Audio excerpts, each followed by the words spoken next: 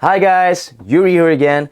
Today I'm gonna explain to you why I chose to buy the Samsung Galaxy S22 Ultra versus the iPhone 13 Pro Max.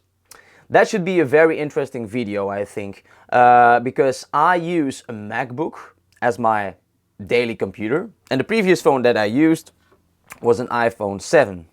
Not mine, actually it used to be from my mother. That said, I'm going to compare feature to feature that matters to me personally and which reasons gave more impact to me than others in making a decision to buy the Samsung. So this might be quite a long video, but I hope I can give you some valuable information. Now, keep in mind guys, these are my priorities. So if you have other priorities in phones than I have, your decision might be different than mine is, and that's okay. I'm just giving you my point of view and my priorities. So let's just start off. I have made a document, like you can see here, with all these different features that matter to me. Now you can see some are marked in green, some are marked red, some are marked in yellow. The features that are marked in green are the features that would make me stay with that phone or made me buy that phone. The ones in red are just the ones that are not apparent whatsoever on that phone. And then I have one in yellow, which is very comparable on both phones and is not a deciding factor, in my opinion. There are, of course, a lot of other features that we don't compare right here, but those are the most important ones for me. Now, let's go from top to bottom, and let's start off with the iPhone 13 Pro Max. And one of the biggest deciding factors whether someone is staying with iPhone or not, if they have a MacBook, is the synchronization. I use a MacBook, and coming from an iPhone 7, the synchronization is just a game changer, right? It's very efficient, it's very convenient. The Bluetooth, the passwords, Safari links, agenda and such are all synchronized, and that is just very handy to have. When you have the Samsung compared to that, the synchronizability is not that great, right? So yeah, you cannot share your passwords, your Safari links, and your calendar for that matter. But that's a big pro on the iPhone 13 Pro Max, no pun intended. With that also comes AirDrop, and that's a quick share feature on the MacBook side. And that was very handy to switch files between the iPhone and the MacBook Pro. And Samsung has something similar, quick share. But that only works with Windows laptops, or it definitely doesn't work with MacBooks. So in my case, there's no alternative or direct alternative for that. Though there are some workarounds that I find pretty useful. In my mind, when I bought the Samsung Galaxy S22 Ultra, I thought, okay, Samsung has a feature called DeX, and that way you can transfer files from your phone to a laptop, or share your screen and put it on a monitor and such. You have different options. But when I bought the phone, I searched for it, and apparently from this year on, from January or February 2022 on, Samsung DeX is not supported anymore by macOS. So that was a bummer, to say the least, because I was really looking forward to use Samsung DeX, and I haven't been able to do that, obviously. Perhaps I can try and connect an HDMI from my phone to my MacBook, and perhaps I can just use the screen as a monitor instead of using it just for file transfers. But that said, there are still some workarounds. For example, for all the videos that I make, basically, I use my SSD drive here from Samsung, which is the Samsung T7. It's 1 terabyte version. I use this for basically all my videos, and that can change if I have my new MacBook Pro. But I have used this for the last couple of years for basically all my videos. And the handy thing is here, I can connect it both with my MacBook and with my Samsung. So because of that, it's actually a pretty quick way to transfer files between both devices, and I have done that, and I will do that a lot of the times probably. There are also other ways around, like you have an Android file transfer app on MacBook that you can use, and you can use regular old Bluetooth as well for some files if they're not too big, because otherwise it will take some time. So yeah, AirDrop was very efficient. There are workarounds. It takes a little longer, I think. It's not as efficient, but I can manage with that. I have done it in the past as well. And then a very important point for a lot of people is the battery life. And iPhone used to be known for probably the worst battery life on smartphones. But since the iPhone 11, 11 Pro, 11 Pro Max, I don't know what they did, but they flipped totally to the top when it comes to battery life. With the iPhone 11, 12, 13 Pro Max, the battery life has just been probably incredible. I haven't had the chance to try it, but I have seen a lot of videos and seen a couple of people that use them. And it's incredible. They're just at the top when it comes to battery life, even though they have a smaller battery. And the Samsung has a bigger battery, has average battery life. So you might think like, why didn't you take the iPhone then? It's because when I came from the iPhone 7 here, which battery life was atrocious, and I had to walk around with a power bank permanently on it, because otherwise I couldn't use it for probably over an hour. It was really not reliable at all. So either way, it's a big upgrade for me, even going to the Samsung. So it's a very important feature, the battery, but for me it was an upgrade either way. Then the next point is iPhone and Apple just make the most powerful chipsets that you find on the market probably. There currently, in my knowledge, is no one in the world that makes more powerful chipsets or more efficient chipsets currently. And the Samsung has an alright chipset, but it's not exceptional. It's a good chipset. I have the Exynos 2200, and as far as I know, this year the difference between the Snapdragon and the Exynos is not that much. So it's not between the Snapdragon and the Exynos, but the A15 Bionic chip, I believe, from iPhone is still a lot more powerful, more efficient. So those features I give to the iPhone. It's clear that the iPhone is the top dog when it comes to those four features: synchronization, airdrops, the battery life, and the chipset. It's just incredible, those points. Now we have one feature that is very comparable on both, being the RAM. And whilst the iPhone has less RAM, it's more efficient. The Samsung has more RAM, but is less efficient. Now if I see comparison videos, they go neck and neck basically. As far as I can see, from opening apps, keeping apps open in the background and such. So there's really not that much difference. Also, I have the 12GB version when it comes to the RAM. I have no problems with that. So that's indecisive, I think. One of the big things that people also take into account these days is the camera. And I mean, both phones have great cameras. I haven't been able to test out the iPhone, but in general, what I get from the one system and the other is that on iPhone, most of the times the auto settings are just incredible. Like most things are on the Apple side of things, is that it's very efficient, and for a noob it's very easy to have great pictures, very good videos. And then you have also ProRes to shoot videos with, which is also a very efficient way, if you use MacBook like I do, to have great quality. Though, on the other side, on the Samsung, then you have more camera variety. You have more options, you have more lenses, you have more customizability. You also have applications like Expert RAW that I use all the time. I have used the camera on this phone a couple of times right now, and I'm very impressed with the capabilities of this camera. Also, in different camera comparisons, I see in general that the iPhone is better for video and the Samsung is better for photo, but they trade blows, I think. So it's not decisive either for me, except for if you really need some of the features on the Samsung when it comes to zoom capabilities, or just the efficiency on the iPhone. I don't know. It's just they trade blows, right?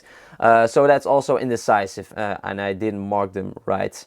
But yeah, whatever. So then All the next features are the ones that I give to the Samsung, and that made me decide to go to the Samsung and buy the Samsung. The first is not that big of a deal, but it is a point nonetheless, is on iPhone you can only download apps through the App Store without hacking, that is. Whilst on the Samsung side with Android, third-party apps are possible. It's not that big of a deal because most of the apps that I download, and I don't believe I have any third-party apps right now on my phone, but I used to have on my Note 4 back in the day.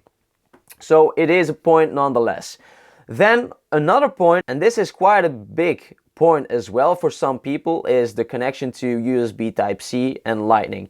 So the iPhone still works with the Lightning port, whilst the Samsung has the USB Type-C port, which is faster, it's more sturdy and such. So that was a deciding factor as well, because most of the stuff that I own right now is USB Type-C. There are a couple of gadgets that I still have that work with micro USB, but the iPhone was actually the only thing that worked through the Lightning port, and it's not as quick as USB Type-C. Also keeping in mind that the new MacBook Pro that I will have, it will charge through MagSafe but also through USB Type-C.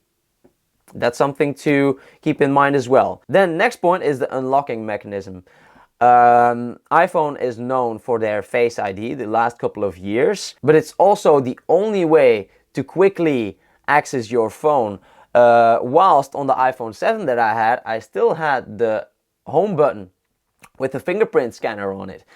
And if you want to have the flagship of iPhone these days, you don't have that option. You only have the Face ID. And whilst it might be the best in class compared to all competitors using Face ID, I find it handy to have a fingerprint scanner. And on the Samsung side, and other brands actually like Google, OnePlus and such, you have the under display fingerprint scanner, and it's just been very good. And you also have a Face ID. It's not as good as Apple's Face ID, but it is workable. If you want to use it, you actually can. I prefer the fingerprint scanner, but I have the option to choose between both, right? And that is, in my opinion, very handy. I don't want to always have to look at my screen to unlock my phone. I want to be able to just lay my phone over there, push my finger on it, and it's unlocked without looking at it. And that was actually a bigger deciding factor for me than I thought. The next feature that is talked about a lot probably between iOS and Android when it comes to phone is the customizability. So on iPhone, you can set your background. For example, like I have a custom background here. You have widgets since the last couple of years, but it's still pretty limited when it comes to styles. On the Samsung kind of side, I can just basically change everything to my style. Like I showed you guys, I have my own logo on the background, but all the apps and such, the themes are also in those colors, which is very nice, and you have a lot of options right there. Now, I can talk endlessly about the customizability and customization of the Samsung. I won't go too deep into it, but just know that there are a lot more options when it comes to that on the Samsung kind of side. Then we have the screen, and I mean, both the iPhone 13 Pro Max and the Samsung Galaxy S22 Ultra have amazing screens, but there are some differences. Like they have both adaptive refresh rates up to 120 Hz. In the last video that I showed you, we don't actually go as low as 1 Hz, at least not yet, on the Samsung kind of side. I don't know on the top of my head from iPhone if it goes to 10 Hz, 1 Hz, 20 Hz, I'm not sure. But they both have very smooth screens. The Samsung though has the brighter display, at max brightness that is. It has the hole punch instead of the notch. Like on Samsung you have the hole punch. It's not that easy to see right now because it's grayed out, but it's a hole punch, it's not a notch. It's definitely nicer to look at. Another thing is you have the square design here, and some people might think this is a disadvantage compared to the iPhone. Though guys, you gotta know that the most used app that I use on my phone is actually YouTube. And watching videos on a square display is nicer in my opinion than the rounded corners. Here you have basically the whole screen except for the hole punch, whilst on the iPhone you have both the rounded corners and you have the notch there. And I know with the iPhone 14 Pro versions there will probably not be the big notch anymore, but a pill shaped and such. But I mean, it's the iPhone 13 Pro Max that I compare to it, right? But still though, the square design in my opinion looks a lot better when it comes to watching videos. Another big decision factor is price, of course. And whilst in America the iPhone most of the time has a better deal compared to the Galaxy S22 Ultra, is in Europe the Samsung is cheaper. And I covered that in another video where I showed you that the Samsung is a better deal than the iPhone 13 Pro Max in Europe. So check that video out. Then there are some features that the iPhone straight up doesn't have that the Samsung has, that I use a lot actually and are pretty underrated. First off being the multitasking. On the iPhone you basically don't have that. So let's give an example. When I slide to the right on my screen, I have different options here to open applications, and I can use split screens, for example. When I use this, for example, this is a timer and my music player. And most of you guys don't know, but I teach sport lessons, I give classes. When I give workouts to people, I'd like to play some music, but sometimes I need a timer as well. So in this case, I can use both at the same time. On the iPhone, that's not possible. Something else that is probably more relatable to everyday tasks or to other people is, for example, if you want to drive somewhere and you need your navigation, but you want to listen to a podcast that is on YouTube, for example. I don't use Spotify. When I listen to something, let's say for example a podcast from Unbox Therapy on his YouTube channel, I might want to listen to that whilst I see my navigation, right? So that way I can use, for example, YouTube on the top and then use my navigation on the bottom. And that is a very handy tool actually. And it's not, you don't have to use a split screen. You can use different ways for these multitasking options. But that is a deciding factor for me for sure. Another feature that specifically the Galaxy S22 Ultra has and the past Note phones is of course the stylus. And iPhone doesn't have a phone with that option. They only have the iPad with the pen. And the S Pen on the Samsung is, in my opinion, a very underrated feature. There are a lot of things that you actually can do with this stylus that are very handy in my opinion. And I don't use it every day, but I use it quite a lot actually. One of the features that is very handy to me, and that has practically always been a feature on the S Pens, even on my Note 4 back in the day, is when you hold your S Pen in a certain application over a symbol that you don't know what it means, it will say what it means by just hovering over the screen a couple of millimeters above it. It's just so handy to have. I'm sure everybody has those moments when you're on your phone on a certain application and you see all these symbols. There's no text with it. There's no explanation on the symbols. You just see the symbols and you don't know what the symbol means.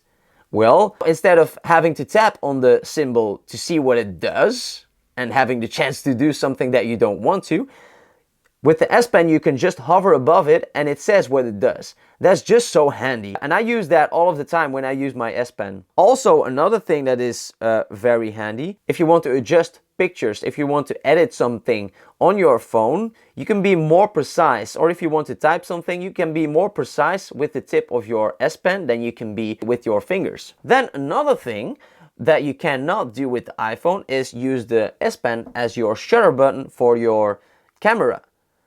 That is just very convenient. Like we talk all the time about the iPhones being very efficient at certain things, but having a shutter button, a remote shutter button for your camera is a very handy tool actually. And you can use air gestures as well for your camera. I don't use those very often, but the shutter button is a very handy tool actually. So you should really not underestimate the valuable aspects of the S Pen on the Samsung, I think. And then another thing that the iPhone doesn't have yet is reverse wireless charging, which means that basically if you turn this on, you can put another phone on the back of this one, or your Galaxy Buds or your Galaxy Watch, something that with wireless charging, and it will charge that device. It's nice to have. I don't use it that much, but in a pitch it could come in handy, right? So that's it, guys. All those features that matter most to me, and there are a couple on the iPhone kind of side that are very important to me, but there are more on the Samsung side, which made me decide to buy the Samsung Galaxy S22 Ultra in my case. Now guys, am I permanently with Samsung? I don't know. I could be, I could not be. It depends on what features come in the future of these phones. And there used to be even more features on the Samsung side. For example, the micro SD card, which they don't have anymore. The headphone jack, which lasted longer on the Samsung side, but is removed pretty shortly after the iPhone removed them. The charger being in the box with Samsung, that's also not a feature anymore. So there used to be even more on the Samsung side. So yeah, guys, I hope you enjoyed this comparison of both phones. Again, guys, it's not because I made this decision that this should be your decision. These are my priorities. If your priorities lie somewhere else, then perhaps your decision will be different than mine, and that's okay. But I at least hope you got something useful out of this. And yeah, don't forget to subscribe, like, and check out the other videos that I've done so far on the Samsung side. In a couple of weeks, I will have my new MacBook, so stay tuned for that one. I will have a ton of videos on that one as well. So thank you very much and see you guys next time. Bye.